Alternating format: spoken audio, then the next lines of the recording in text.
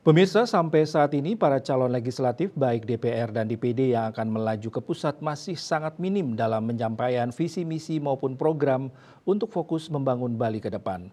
Para calon hanya mengedepankan pemenangan dalam pemilihan dengan bermodal popularitas.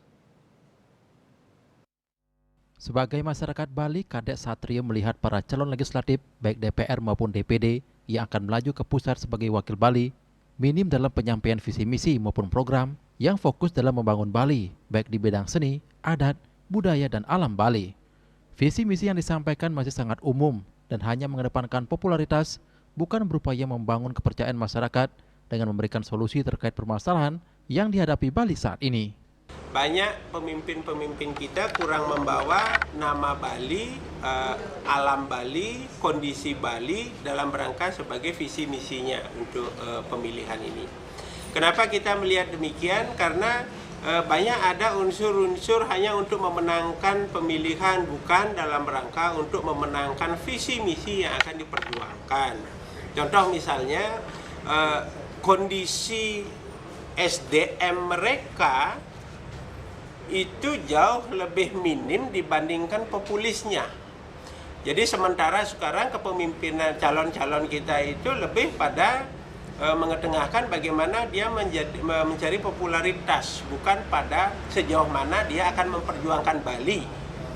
Sekali lagi, Bali niki kan adat, budaya, tradisi yang diilhami oleh agama Hindu itu yang perlu dipelihara. Jangan sampai Bali yang sudah dijaga dengan yoga ala Bali ini itu hanya dipahami sebagai pemahaman belaka, bukan ada aksi nyata kemudian untuk mewujudkan Bali niki supaya tetap harmonis dan bahkan meningkat keharmonisannya.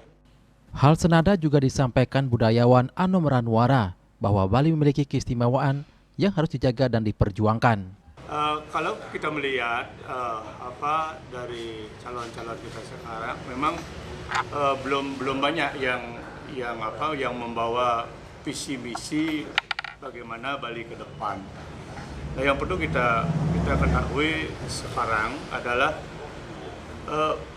Bali itu punya identiti, Bali itu punya kekhasan, Bali itu punya suatu yang bisa menjadi modal dasar untuk sebuah visi misi, yaitu Bali yang terkenal dengan budaya, Bali yang mayoritas Hindunya, Bali yang penyumbang devisa terbesar di Indonesia.